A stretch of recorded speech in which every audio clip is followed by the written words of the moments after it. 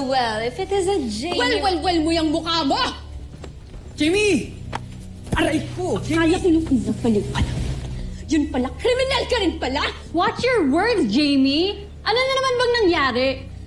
Yung kaibigan niyo, she tried to assassinate me. She tried to shoot me! Ano? Easy on your accusations, Jamie. Nagkamali ka na sa akin once. Ikaw lang naman na magtatangka ng masama sa akin. And how can I possibly do that? Nasa rad center lang ako the whole day. Liar. Gusto mo talaga akong patayin! Jamie. Malma muna, okay? Hindi sabi ng totoo si Eva. Kanina pa namin siya kasama rito.